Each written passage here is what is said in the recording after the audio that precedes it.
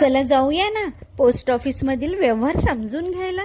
Post ऑफिसमध्ये हो post ऑफिसमध्ये कसं बघा तर आज आम्हाला आमच्या शाळेचे पेपर ठाण्याला पोस्ट ऑफिसला पाठवायचे होते स्पीड पोस्टने. मग म्हटलं चला रे मुलांनो, आज आपण पार्सल स्पीड पोस्टने कसं पाठवायचं ते अनुभवूया. मग लागलो आम्ही तयारीला. आधी पार्सल बॉक्स सेलोटेपच्या साहाय्याने कसं सुरक्षित पॅक करायचं त्याचं प्रात्यक्षिक सविस्तरपणे सर्वांनी मिळून केलं. मग पार्सल पाठवायचं तर कुणाच्या पत्त्यावर आणि त्याचा पत्ता कुठे लिहायचा ते समजावून सांगताना पिनकोड कसा महत्त्वाचा आहे हे आणि आपल्या राजुराचा कोणता पिनकोड आहे ते सुद्धा पाठ करून घेतलं. बघा बरं, कोणतंही पार्सल पाठवताना आपल्याला पिनकोड आवश्यक. राजुरा जिल्हा चंद्रपूर, माझा पिनकोड 4490. कारण याच्या पुढचं पार्सल हे विद्यार्थ्यांना स्वतःच पाठवावं लागणार होतं.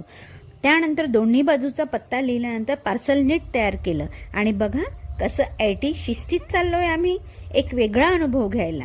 चेहऱ्यावर उत्सुकता दिसते ना. पोस्ट ऑफिसला पोहोचलो आणि रांगेत लागलोय.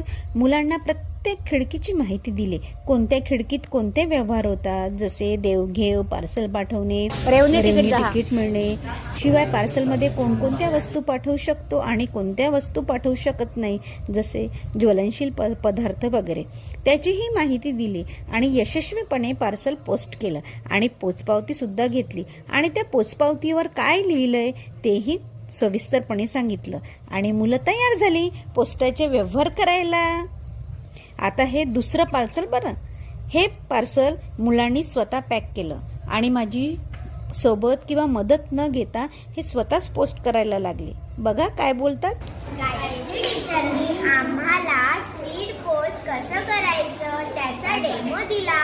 तर मग आज आम्ही पोस्ट ऑफिस राजुरा येथे हे पार्सल स्पीड पोस्ट करायला चाललोय. तर चला बघा कसं करतोय ते. बघितलं मुलांच्या चेहऱ्यावरचा उत्साह. आणि हेच आहे अनुभवातून शिक्षण. मराठी शाळेची कमाल. काय म्हणता. बोलता बोलता मुलांनी पार्सल पोस्ट सुद्धा केलं. बघा मिशन सक्सेस.